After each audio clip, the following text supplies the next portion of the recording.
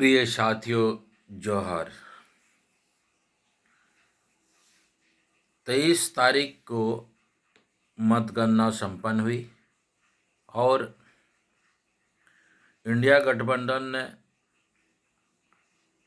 सरकार बनाने में कामयाबी हासिल की है और एनडीए ने विपक्ष का भूमिका के लिए अपना जो भी सीट सुरक्षित कर लिया है।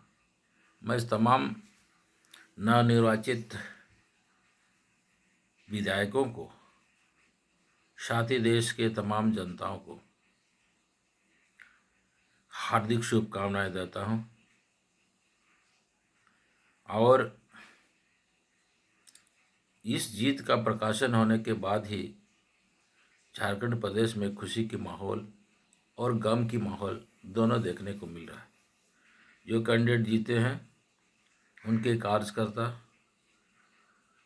उनके जनता खुशी से झूम उठ रहे हैं और जो कैंडिडेट हार चुके हैं उनके कार्यकर्ता, उनके समर्थक के चेहरे में मायूसी छाई हुई है। हार जीत एक ही सिक्के के दो पहलू हैं। हारना और जीतना तो बना ही रहता है। आपस में जो 2 या 3 लड़ेंगे तो जीत तो एक की ही होगी। इससे कोई तकलीफ नहीं है, लेकिन सबसे असली जीत उसी को माना जाएगा 5 साल के दरमियान अगर जितने भी जनप्रतिनिधि को ये जिम्मेदारी जनता ने सौंपी है और 5 साल में खरा उतरना उनका काम है। देखना है कि 5 साल के दरमियान में ये लोग जनता के लिए क्या धमाल कर पाते हैं। क्योंकि आज 24 वर्ष बीत गए हैं झारखंड को अलग हुए, लेकिन अभी भी लगभग 80% जनता सुखी संपन्न नहीं है। कारण जो भी पिछले की सरकारों ने एक विजन के साथ काम नहीं किया, छोटा मोटा योजनाओं को लॉन्च करके जनता को लॉलीपॉप की तरह दे करके उस खुश करने का काम किया है, जिससे राष्ट्र बहुत पिछड़ा हुआ है।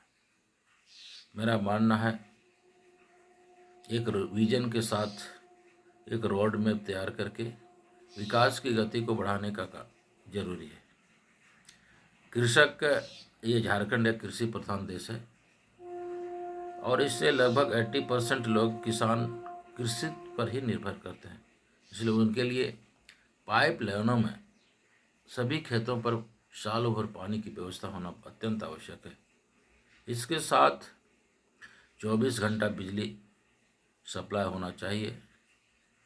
साथ साथ शिक्षा के दुनिया में स्कूल कॉलेज के साथ साथ टेक्नोलॉजी, इंजीनियरिंग, मेडिकल कॉलेज की व्यवस्था अत्यंत आवश्यक है। उसी प्रकार कौन झारखंडी है इसकी परिभाषित होना अत्यंत आवश्यक है। एक स्थानीय निधि का निर्धारण होना चाहिए, नियोजन नीति होना चाहिए और बढ़त रूप में उद्योग धंधा का सृजन होना चाहिए। इसके साथ ही नियमित जॉब क्रिएशन होना अत्यंत आवश्यक है, क्योंकि काफ़ी बेरोजगार युवा भटक रहे हैं नौकरी की तलाश में, नौकरी के आस में। इस पर नियमित बहाली होना चाहिए। निष्पक्ष और पेपर लीक वगैरह जो भी शिकायतें आती है ही है, उस तरह का दुर्घटना, उस तरह का गलती ना हो। साथ ही जितने भी अनुदान पर अनुबंध कर्मी जितने भी हैं, जितने भी कर्मचारी हैं, सभी का स्थायीकरण होना चाहिए। समान काम के लिए समान वेतन का निर्धारण होना चाहिए, क्योंकि एक खाएंगे और दूसरे भूखे मरेंगे, ये बहुत बड़ा दुर्भाग्य की बात है। इस पर भी सुधार की जरूरत है। साथ ही कई ऐसे क्षेत्र हैं जिससे देश एक जिससे राज्य झारखंड बहुत पिछड़ा हुआ राष्ट्र के रूप में गिनती आ रहे हैं। झारखंड धनी संपन्न राष्ट्र है, बावजूद यहाँ के जनता काफ़ी गरीब है, 2 वक्त रोटी के लिए मोहताज होते हैं। इसलिए इस पर एक विशेषज्ञ का टीम होना अत्यंत आवश्यक है और यहाँ कृषि कॉलेज भी अत्यंत आवश्यक है। ऐसा न हो कि जितने भी नए विधायक जीते हुए हैं पहले पैदल और साइकिल में जाया करते थे, उनका इनकम बहुत ही एक मिडिल क्लास का हुआ करता था।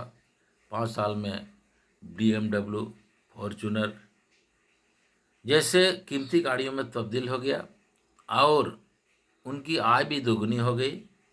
कल पैदल जाते थे, आज वो एरोप्लेन में सैर करते हैं और जनता भुखमरी, गरीबी, असहाय और निराश महसूस करते हैं। ऐसा न हो, इस पर अंकुश लगना बहुत जरूरी है। झारखंड एक अशिक्षित राष्ट्र के रूप में है, शिक्षा दर में बढ़ोतरी करना अत्यंत आवश्यक है। आजकल जितने भी प्राइवेट स्कूलें हैं उन स्कूलों में अच्छी शिक्षा दी जाती है जिससे बच्चे अपने करियर को संवारने में कामयाब हैं। इसलिए मैं तमाम साथियों से, तमाम जनता से अपील करना चाहता हूँ, जितने भी सरकारी स्कूल हैं, गांव-गांव में स्कूल हैं, उस पर अंकुश लगाना जनता का काम है। उस पर एक्शन लेना अत्यंत आवश्यक है। अगर उसको हम टाइट करते हैं तो गांव से भी हमारे बच्चे पढ़ कर के IAS IPS बन सकते हैं। इस पर ध्यान देना अत्यंत आवश्यक है। जब तक शिक्षा नहीं होगा तब तक हम सही विकास की कल्पना नहीं कर सकते हैं। इसलिए ये बहुत बड़ा एक मूल मंत्र है, इस पर ही ध्यान देना चाहिए। जब से आदमी शिक्षित नहीं होगा, वो देश में क्या हो रहा है इसकी डीपली मंथन नहीं कर पाएंगे, विचार नहीं कर पाएंगे। इसलिए शिक्षा होना अत्यंत आवश्यक है। और जो नफरत की राजनीति धर्म के नाम पे, जाति के नाम पे हो रहा है, इसको जड़ से मिटाने की ज़रूरत है और इसमें सबको एकजुट होकर के इस कुरीति को उखाड़ फेंकने के लिए एक क्रांति की ज़रूरत है। Thank you very much.